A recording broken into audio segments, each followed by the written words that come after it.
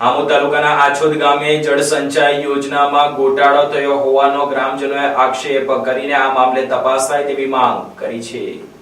આમોદ તાલુકાના આછોદ ગામે સુજલામ સુફલામ જળ સંચય અભિયાન 2026 ની જનભાગીદારીના અંતર્ગત કાંસને પહોળો કરવા ઉમદા કામગીરી કરવા માટે કાર્યપાલક ઇજનેરની કામગીરી સામે હવે ગ્રામજનોએ ગંભીર આક્ષેપ કર્યા છે। ગ્રામજનોના આક્ષેપો મુજબ હુકમમાં દર્શાવ્યા મુજબનો જગ્યાએ ખોદકામ કરવામાં આવ્યું છે, પરંતુ ગૌચરની જમીનમાં ખોદકામ થતું હોવાની ફરિયાદ ઉઠવા પામી છે। એટલું જ નહીં પણ કાંસની લંબાઈ પહોળાઈ તેમજ 2 લાખ ઘન મીટર માટી ખોદવાની મંજૂરી આપવામાં હતી અને માટીનો ઉપયોગ પાળા બનાવવા સરકારી કામો અથવા ખેડૂતોના હિતમાં કરવાનો હતો, પરંતુ આ તો બારોબાર દહેજ આમોદ રોડના કરોડો રૂપિયાના રોડ પ્રોજેક્ટમાં કરવામાં આવ્યું, એટલે કે માટી ત્યાં નાખવામાં આવી રહી છે। ગ્રામજનોએ કોઈ પણ આક્ષેપ કર્યો કે કોઈ પણ લેબોરેટરી ટેસ્ટિંગના માટીનો ઉપયોગ કરવામાં આવી રહ્યો છે। ઉપરાંત કોન્ટ્રાક્ટર દ્વારા માટીની ગામની હદ બહાર વેચવામાં આવતી હોવાનો પણ ગંભીર આક્ષેપ કરવામાં આવ્યો છે અને આ મામલે ગ્રામજનો દ્વારા કરાયેલા ગંભીર આક્ષેપોને લઈને હવે આમોદ તાલુકાના આછોદ ગામે જળ સંચય કામમાં ગોટાળો થતો હોવાની લોક ફરિયાદ ઉઠવા પામી છે। ઇકબાલ ઇસ્માઇલ પટેલ એસટીડી, હું અબી તાલુકા પંચાયતમાં અપક્ષ તરીકે ચૂંટાયેલા સભ્ય છું। શું ઘટના બની છે અહીંયા? ઘટના એવી બની છે કે આજે કેટલા ટાઈમ છે અહીંયા ખાડીનું કામ ચાલી રહેલું છે અને ખેડૂતોના આમાં કોઈ સંતોષ નથી।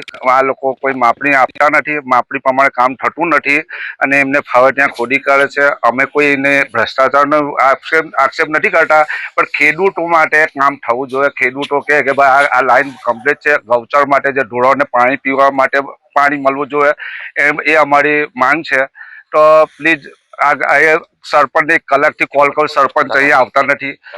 તલાટી આવે તો અમને કોઈ વાંધો નહીં, તલાટી આવી જાય, આપણે કોઈની પર કોઈ આક્ષેપ ન કરે કે ભાઈ અમે ભ્રષ્ટાચાર। ભાઈ ગામના ખેડૂતો માટે ફાયદો થવો જોઈએ ને આપણે આ ગામના ખેડૂતો માટે કે ત્યાં એવું કે ભાઈ કમ્પ્લીટ લાઈન છે ત્યાં આગળ ખોદાવા અમે અલ્લાહના ગૌથી રાજી છે ને એ પ્રમાણે દરેક ગામના ખેડૂતને ફાયદો મળવો જોઈએ। એક નંબરની ખાડીનું ખોદાણ જે થઈ રહેલું છે, ખાડીનું ખોદાણથી અમને કોઈ વાંધો નથી, પરંતુ જે એની સાથે 14 નંબરનું ખોદાણ છે તેની અંદર જીવન નિર્વાહ માટે આદિવાસીને દલિતોને જે સરકારે બબે એકર જમીન જે આપેલી છે, અમને હું ખબર કે તેની અંદરથી ખોદકામ ના થતું હોય।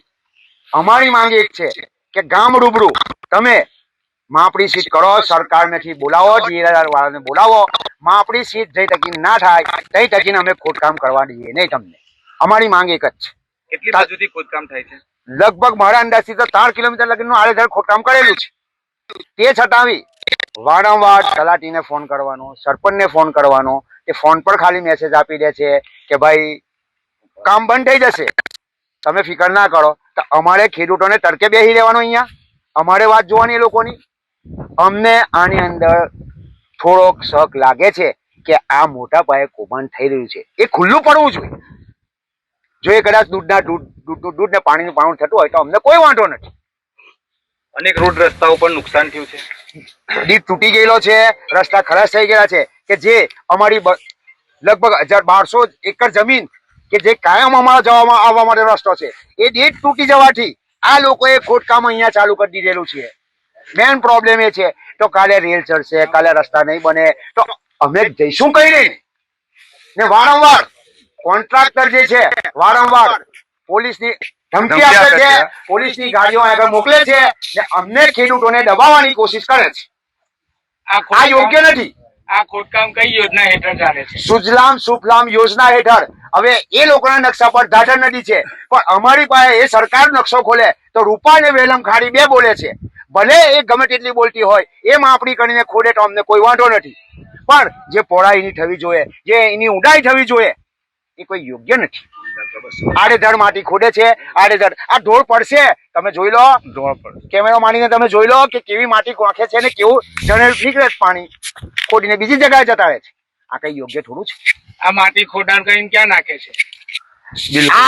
આ સાર માટી, આ જે ખોદકામ થઈ રહેલું છે તે સાર માટી છે, કરોડોનો ખોલટેક બને છે, તે છતાંય સરકાર આંખ વિચામણા કરીને આડેધડ સાર માટી ખોદાવીને નાખે છે। તે અહીંયાથી ઠેઠ મલેથી ઢેઠ લગીને આ માટી જઈ રહેલી છે। સાર માટી કે જે કરોડોનું આપણે રોડ બને છે, કે જે આ માટી પાસ કોઈ હાલત એની અંદર પાસ થયેલી નથી। આ માટી કોઈ જગ્યા લેબોરેટરીમાં ગયેલી માટી આ પાસ થયેલી નથી।